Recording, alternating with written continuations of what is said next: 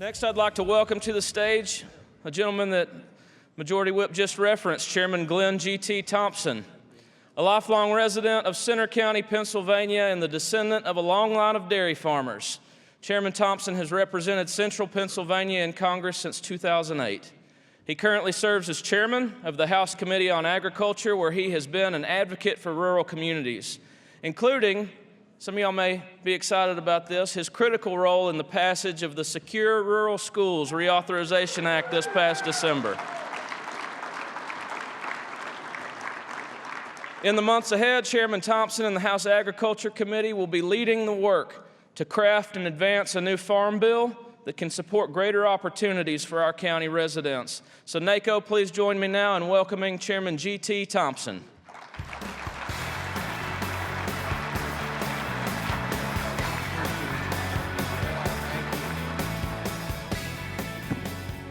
Good morning, everyone.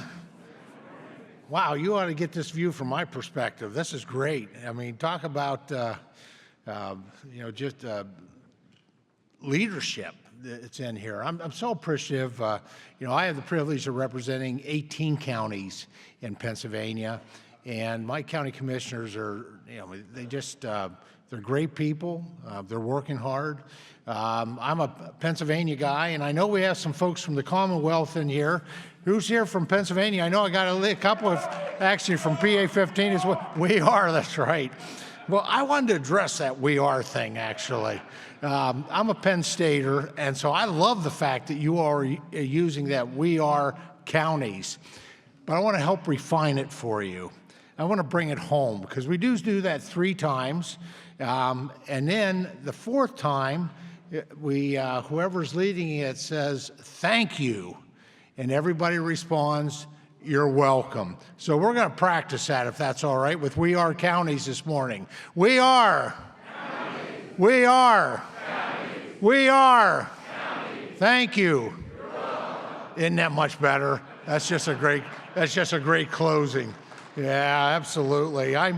Thank you for the kind introduction. I am GT Thompson. I represent the Pennsylvania's 15th Congressional District, but I have the privilege and honor of chairing the U.S. House Agriculture Committee, a committee that represents really the needs of anyone who picks up the tools of agriculture during the day, whether that be a knife, fork, or spoon. Oh, that would be everybody in this country. And it doesn't matter if you live back a rural farm lane or in a suburban area or in a highly densely populated city. The Agriculture Committee is there to serve the needs of of everyone. And I want to thank you for your work that you do in your communities. Local leadership makes a difference. You all are at the tip of the spear when it comes to making sure that we're properly serving the needs of local citizens. You're the boots on the ground in your counties, and you know best what your neighbors need. Thank you for stepping up to the plate and advocating for your communities. And I want to thank you for being at the table. There's a saying I learned, BC, and now that could either stand for before Congress or before children. When it comes to public policy, if you're not at the table, you're probably on the menu. And NACo is always at the table. They always have been. Now, there's nothing better than a day like today when you're here and you're going to be able to go to Capitol Hill and to be able to bring your story, bring your message forward, to be a voice for the people that you serve in your counties. But even those days when you can't be here, and thank you for doing that, because I know it's a sacrifice. That this is not a easy place to get around. It's not a cheap place to visit. But it is really important that you're here. But even on those days when you can't be here, the NACo is. They're at the table, whether we're working on Farm Bill or any other issues, secure rural schools, all the just incredible issues that come across Capitol Hill. Your voice is being represented. In preparing for this Farm Bill,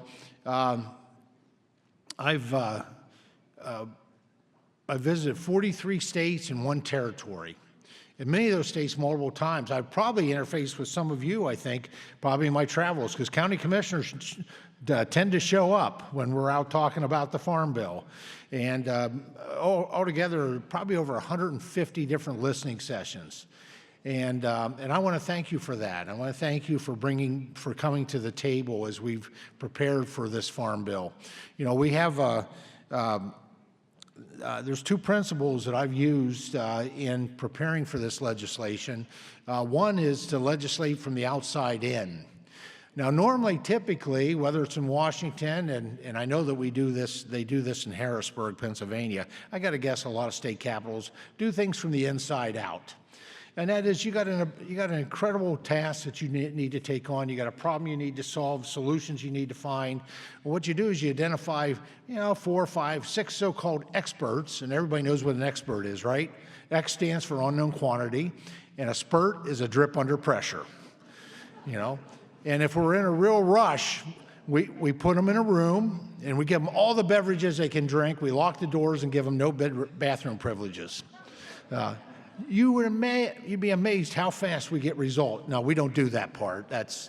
Made that part up, but they do from the inside out. And then these so-called experts will come up with solutions, however long it takes, and then we legislate them. And then we take them out and we try to sell it to the general public. It's not the right way to do. It just isn't. We sell it like it's the best thing since sliced white bread. The problem is we have not brought the people to the table that are living with the problems, with the issues, with the challenges. And I happen to believe that the people that know the best solutions are the ones that are dealing with the problems. And so that's why we do it from. So whether that's been my work on telemedicine or career and technical education, but certainly agriculture and the Farm Bill, that's why we always lead it from the outside in. We bring your solutions, your views, your perspectives to the table. The other thing I do is I don't do it in a partisan way. Honestly, I don't do it in a bipartisan way. I do it in a tripartisan way, because I want to bring Democrats and Republicans and all of you, the people that are facing the issues, to the table. And that's true tripartisanship for me.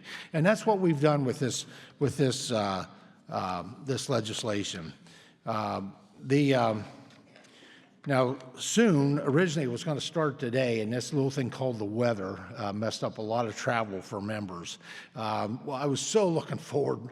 1 o'clock today, I was going to gavel in for the completion of the Farm Bill, right? We're going to mark it up. Well, airplanes and weather got in the way. So soon, I'd have to say, not this afternoon, the House Ag Committee will be marking up the Farm Bill, and we're hoping to see this out of the House of Representatives by Easter. Time is of the essence for our farmers, our ranchers, and quite frankly, our rural communities, because that's what the Agriculture Committee really is about in terms of serving. As I said, when it comes to nutrition and all the great things that we provide in rural America that serves every American, no matter where you live, we've been operating under the 2018 policies and programs. Now, let's face it, 2018 policy was really great for 2018, but it's no match for the challenges of 2026.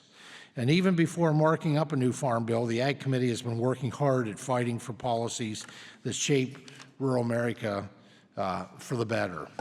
After previous attempts through the 2024 Farm Bill and H.R. 1, we were finally able to reauthorize the Secure Rural Schools Act this past December. Yeah, as someone who, I think there's 18 members of Congress in Pennsylvania. I represent a third of the landmass. Very rural area, includes the Allegheny National Forest, and so I know personally how important secure rural schools is. Now, I also know how important it is, and I understand you heard from a good friend of mine, the chief of the U.S. Forest Service. We got a great chief now, and I also, though, know that we need to get those timber harvests up in a way that funds our counties, our municipalities, our local schools. You know, and the beauty of that supports not just the economy, but it supports the ecology, you know, because when you cut trees, you replace them. and it really is the original renewable resource. And the beauty of it, our foresters and our farmers, actually, I have to just say, they are the climate change champions of the world. Nobody does it better than the American farmers and ranchers. You know, I know a lot of people in the past, not so, it's getting better, but in the past, I really wanted to put a bullseye on the back of these individuals and just kind of overregulate them. And the fact is that they sequester so much carbon, and the beauty of what we do in agriculture, because trees are a crop, is that we take that carbon out of the air and we manufacture topsoil. So we actually increase our productivity and just a healthier environment. So, and I was, all right, I was very proud to be a champion of the Secure Rural Schools Bill, and pleased it's been extended. You know, serving rural America is the highlight of my role at the House Ag. And between the Rural Development title of the Farm, Food, and National Security Act, there's a lot of good being done for communities across the country. With technology these days, it seems like we're moving forward faster than ever before. This is exactly why rural development programs and the Farm Bill play a crucial role in making sure rural America does not get left behind. In fact, we want those communities to be able to lead. You know, we found a lot of people during what I call the plague, COVID, you know, that kind of escaped the urban centers. You know, because of the density of the population. You know, great places to live, but it was challenging, and a lot of them came to rural America. I know in my district, which we have a lot of hunting camps in my district, as you can imagine, and the lights went on during COVID, and they never went off. They actually became residences for these folks, and so this, you know, having restoring a robust economy and really growing the population in rural America is, with the right resources, this is what we can accomplish. The bill strengthens broadband in rural communities through programs like the Community Connect program and the Middle Mile program, which provides grants, loans, and loan guarantees for critical broadband infrastructure. You know, through the Reconnect Rural Broadband program, minimum speeds are raised, and the Secretary of Agriculture is given the ability to adjust minimum speeds in the future. So it's fluid to be able to meet not just the needs of 2026, but the needs well into the future, over the horizon, as I like to describe it. Investing in rural water infrastructure is also a priority of the bill. These programs pour millions of dollars into vital services that allow for things like reliable drinking water systems, sanitary disposal, and stormwater drainage. We also invest in rural health care through the Farm Bill. Important places like, one of the most recently when we celebrated was the home of one of my oldest constituents.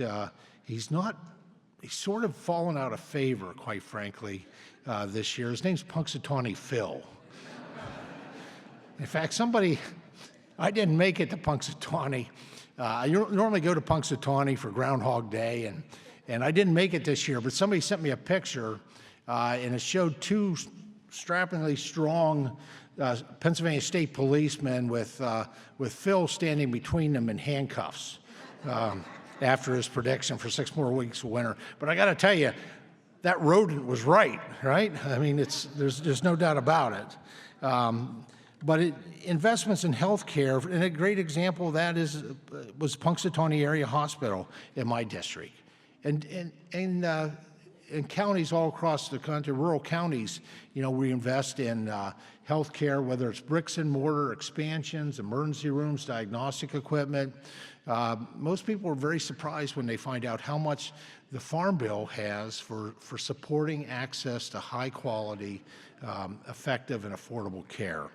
And by strengthening the Rural Hospital Technical Assistance Program, we can prevent closures, we can provide essential health services, and improve the long-term stability of these key community institutions. Ultimately, our goal is to ensure that rural healthcare facilities not only survive, but they thrive. With this expanded support, rural healthcare facilities will be better positioned to address ongoing challenges and safeguard the future of rural healthcare. Another program I'd like to call attention to is the Rural Innovation Stronger Economy Program, or otherwise known as RISE. RISE focuses on lifting people up through career assistance and small business support, those economic backbones that are a part of all of our counties. In the bill we'll consider later, hopefully in the next few weeks, we allow RISE grant funds to be used to establish career pathways and industry or sector partnerships in rural communities. RISE aims to address workforce displacement, promote targeted skill development, and stimulate economic growth and innovation in rural regions. The targeted skill development is so important because with the evolution of science and technology and innovation, you know, the RISE program can help somebody find a better job or, quite frankly, continue to be qualified for the job they have as the innovation and technology evolves within the task, the role that they have in their current job. All in all, there are over 70 programs at USDA Rural Development, most requiring reauthorization in the Rural Development title of the Farm Bill. Now, many of them accomplish vastly different objectives, but they all have one thing in common. They work to move rural America forward. Now, these are not flashy programs. We're talking about wastewater. But these are important programs that provide us a strong foundation for the rest of the community to build on. In addition to these crucial programs, I want to also highlight the rural development at USDA. The beauty of rural development is its structure. There are state-level offices led by state directors who work with local offices across their respective states to implement rural development initiatives. So as county commissioners, you already know this. State directors and their local staff know their neighbors because they are an integral part of their communities. RD programs are best housed at USDA, where they have long provided specialized services to rural communities that other agencies just do not understand. This bill was truly an effort from both sides of the aisle. We have about, and we're talking about the Farm Food and National Security Act of 2026 now. We have about 148 bipartisan marker bills that were represented in the bill text. So 140 that were led by both Democrats and Republicans and brought forward. Now, I didn't put them into the bill to try to influence their vote. I put them in the bill because they were good pieces of legislation, because they made a difference, and they will serve us well in 2026 and for the next 5 years of this Farm Bill. And I hope to see my colleagues in Congress champion this bill that we put forward. At the end of the day, we want to set USDA and our rural communities, and quite frankly, our #1 industry in this country, no matter what state. Now, I will say I have heard that in Hawaii, this thing called tourism has kind of moved ahead of agriculture. I don't understand that myself, but no. But the fact is, in Hawaii, tremendously robust agriculture. So in every state, this bill does that through providing much-needed investments and essential services. So I just want to say thank you again for all that you do, for that leadership, for being that collaboration, of being at the table and working together with your members of Congress, that synergy that comes when elected leaders join together and work for the benefit of those that we serve. Because after all, that's what all of our jobs are about. They're not about us.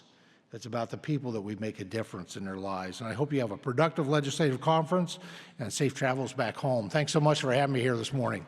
God bless. Thank you very much.